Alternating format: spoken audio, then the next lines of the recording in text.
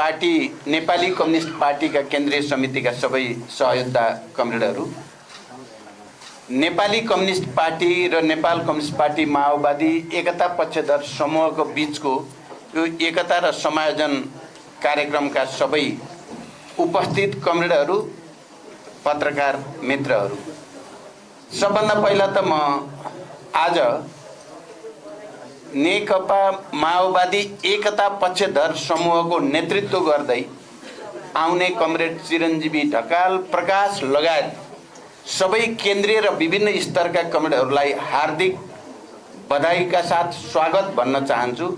Paris टाढा केन्द्रीय कार्यालयमा हामीले यो हलमा धेरै एकता समायोजन र रूपान्तरणका कार्यक्रमहरू सम्पन्न गर्दै आएका छौँ र त्यसको एउटा नयाँ र एउटा महत्त्वपूर्ण कडीका रूपमा आज यो एकता र समायोजन कार्यक्रम सम्पन्न हुँदैछ।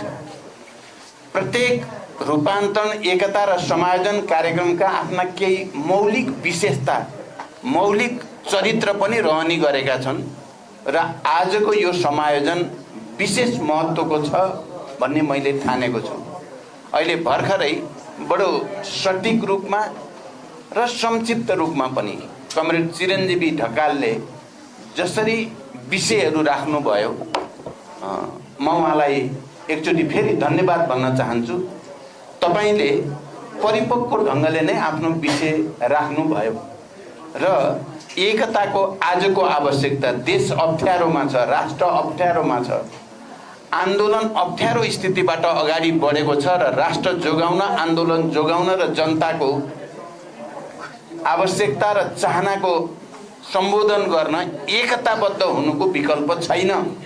यो आजको ऐतिहासिक आवश्यकता हो भन्दै उहाँले यो अब नेकपा माओवादी भित्र विद्रोहको या विभाजनको जे भने पनि यो अन्तिम होस्, अब विप्लवजीकै नेतृत्वमा फेरि एकतामा आएर यसको अन्त्य होस् भन्ने जो अपिल गर्नुभएको छ, यसभित्र मैले गहिरो मर्म रहेको र उहाँले बडो परिपक्व तरिकाले आफ्नो विचार प्रस्तुत गर्नुभएको मैले महसुस गरेको छु।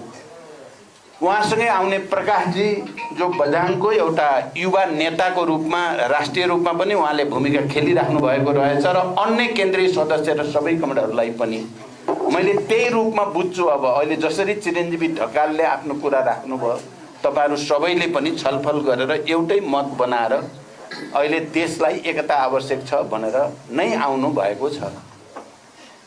मैले अहिले लामो त भन्नु छैन, कमरेड विप्लवको नेतृत्वमा हामी समाजवादी मोर्चामा सँगै हुँदा चाहिँ हामी यो मोर्चालाई नै एकतामा लैजाउँ भनेर धेरै प्रयास गरिएको हो र कमरेड विप्लव समेत सबै एकतामा आउन पटक पटक गम्भीर संवाद, वार्ता, छलफल पनि नगएका होइन। पछिल्लो पटक त झन्डै टुङ्गियो भन्ने बुझेको थिएँ मैले। अब टुङ्गियो र अब उहाँ आउनुहुन्छ भन्ने बुझेको थिएँ जति बेला म विप्लवको निवासमा म आफै पुगेर लामो र गम्भीर छलफलपछि अब एकतामा जाने भनिएको थियो। खुमलटारमा कमरेड प्रकाण्डलाई बोलाएर लामो र गम्भीर कुरा गरेपछि उहाँ निकै भावुक हुनुभयो, उठेर मलाई अङ्कमाल गर्नुभयो र अब हामी एक भइयो भन्नुभयो र तल गएर नै अब एकता हुने भयो भनेर मेरो अरू कार्यालयको कमरेडलाई पनि भन्नुभयो र त्यति बेला हामीले सोचेका थियौँ उहाँहरू अब आउने हुनुभयो र हामी एकताबद्ध हुने भयो। तर दुर्भाग्य जेनजी आन्दोलन वरिपरि आइपुग्दा कता कता वैचारिक अन्योलको एउटा भुमरीमा निकै ठुलो तुवालो भित्र उहाँहरू हराए जस्तो, लिडरसिप हराए जस्तो महसुस मैले पनि गरेँ। उहाँहरू भड्किनु भयो, कतै न कतै भड्किनु भयो। पछि पनि मेरो भेट भयो, फेरि विप्लवसँग पनि प्रकाण्डसँग पनि भेट भयो र मैले भने इतिहासमा बिरलै आउने अवसर तपाईँहरूले गुमाउनु भयो। यसको पश्चाताप तपाईँहरूलाई धेरै परसम्म पछिसम्म हुनेछ। नेपाली कम्युनिस्ट पार्टी गठन कुनै आवेगमा, कुनै भावावेशमा गरिएको होइन। राष्ट्रको आजको असहज र असाधारण परिस्थितिमा नेतृत्वले खेल्नुपर्ने भूमिकालाई आत्मसात गरेर तमाम कम्युनिस्ट आन्दोलनका सम्भव भएसम्मका घटकहरूलाई एकताबद्ध गरेर एउटा शक्ति आर्जन गर्ने अवसर तपाईहरुले गुमाउनु भयो। तपाईहरु ठुलो सम्मान पाउँदै हुनुहुन्थ्यो यो एकतामा। म अहिले संयोजक सहसंयोजक कमरेड माधव कुमार नेपाल हुनुहुन्छ, यहाँ प्रमेश हमाल यो प्रक्रियामा सबै सक्रिय, वर्षमान लगायतका साथीहरू, पम्फाजी, हामी सबै छौँ, अरू घटकका नेता साथीहरू पनि हुनुहुन्छ। राजेन्द्रजी पछि जोडिनु भयो, जोडिँदै जाने क्रम पनि बढिराखेकै छ। हामी सबैले विप्लवजीलाई अलि बढी महत्त्व दिने गरिया थियो अरूलाई भन्दा विप्लवलाई, र त्यो अलि क्रान्तिकारी कुरा भइरहेको छ। इतिहास विरासत पनि एउटै विरासत पनि हो। माधवजीले पनि पटक पटक फेरि चाहिँ अलि महत्त्व दिएर नै जानुहुन्थ्यो। तर मैले भने जेएनजी आन्दोलनपछि उहाँहरू धेरै नै बढ्किनु भयो, धेरै नै विचलित हुनुभयो। ठुलो भुमरीमा चाहिँ निसासिए जस्तो देखिनु भयो नेतृत्व, मुख्य नेतृत्व नै। अहिले चिरञ्जीवी ढकालले भिन्न भाषामा भन्नुभयो, मैले अलि फरक भाषामा भने, तर यसो भनेर उहाँप्रति हाम्रो कुनै आक्रोश घृणा छैन। अहिले पनि उहाँले आत्मसमीक्षा गर्नुपर्छ, जसरी हामीले गरेका छौँ। हामीले यो एकतामा आउन सबै घटकहरूले आफ्नो आत्मसमीक्षा गरेर आफ्ना कमजोरी सच्याउने, यो राष्ट्रको स्वाधीनताको रक्षाको निम्ति, कम्युनिस्ट आन्दोलनको रक्षाको निम्ति एकचोटि फेरि हामी एकताद्वारा तागत पैदा गर्ने भएर आएको हो। म उहाँहरूलाई पनि अपिल गर्न चाहन्छु, तपाईहरु पनि आत्मसमीक्षा गर्नुहोस्। तपाईहरुको रियल घर यही हो, तपाईहरु आउनुपर्ने ठाउँ यही हो। यता र उता गरिराख्नु भएको छ आजभोलि, त्यस्तै केही हुनेवाला छैन। म गम्भीर ढङ्गले मेरो पुरानो सँगै बसेको कमरेडहरू हुनुको नाताले पनि म भन्न चाहन्छु, तपाईहरुले आत्मसमीक्षा गर्ने यो बेला हो। अझै पनि तपाईहरुको पुरै अवसर गुमिसकेका छैन।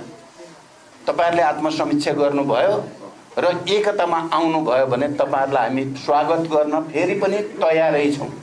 जसरी चिरञ्जीवी ढकालले भन्नुभयो त्यसरी नै। सबैलाई त थाहा छ देश असहज परिस्थितिमा छ, निर्वाचन अगाडि छ। यहाँ अहिले म नयाँ जनवादी मोर्चाका संयोजक कमरेड विष्णु खड्कालाई पनि धन्यवाद भन्न चाहन्छु। तपाईले पनि छोटोमा तर मार्मिक रूपमा विषय राख्नुभयो, किन अहिले एकता आवश्यक छ। चुनाव त अगाडि छ, तर यो चुनावले के दिन्छ भन्ने पनि कन्फ्युजन तपाईले ठिकै ढङ्गले राख्नुभयो। परिस्थिति त्यस्तै नै छ। हामी एकताबद्ध भएर देशव्यापी अभियानमा गएनौँ भने चाहिँ चिजहरू फेरि अर्को दुर्घटनातिर देश जान पनि सक्छ। त्यसो भएर बढीभन्दा बढी एकतामा केन्द्रित हुने र विशाल शक्ति आर्जन गर्ने कुरा नै आजको राष्ट्रिय आवश्यकता हो, आजको कम्युनिस्ट आन्दोलनको आवश्यकता हो, आजको जनताको रक्षाको आवश्यकता हो।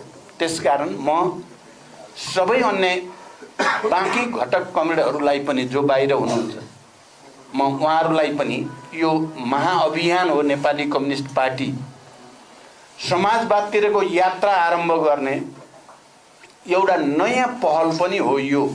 त्यसकारण यसमा सामेल हुन अपिल गर्न चाहन्छु। अहिले चिरञ्जीवीजीले भन्नुभयो तपाईको त्यो नैतिक तपाईको चाहिँ वेट चाहिँ ठुलो रहेछ भन्ने यहाँ सबैले बुझे। तपाईले घोषणापत्र बनाइदिनु भयो, के गर्नुभयो, सबै व्यवसायिक काम पनि फत्ते गर्नुभयो, सबै गुलाब बनाइदिनु भयो, दर्ता गरिदिनु भयो, सबै काम भ्याइदिएर आउनु भएको छ। मलाई लाग्छ यो गुण उहाँहरूले बिर्सिनुहुन्न, बरु यो गुण सम्झेर चाहिँ चिरञ्जीवी ढकालले जसरी अगाडि बढेको छ यसले उहाँलाई उत्प्रेरित गर्नेछ एकतामा आउन, ध्रुवीकरणमा आउन। यो प्रेसर होइन, उत्प्रेरणा। उहाँहरूलाई एकतामा आउने वातावरण बनाउन नै चिरञ्जीवीको नेतृत्वमा यो विद्रोह भयो भन्ने मैले बुझेको छु। हामी सबैले पनि त्यसरी नै बुझ्दा सही होला। विष्णुजीले पनि हुन त उहाँसँग राम्रोसँग कुरै हुन पाएको थिएन, तर पनि उहाँले जस्तो जे भए पनि एकता आजको आवश्यकता हो भनेर राम्रो छलफल नभए नि हामी फालिहाल्नु भयो। त्यसको लागि पनि म विष्णु खड्कालाई पनि विशेष धन्यवाद भन्न चाहन्छु। कार्यक्रममा सहभागी सबैलाई धन्यवाद भन्दै बिदा हुन्छु। धन्यवाद। अभिवादन।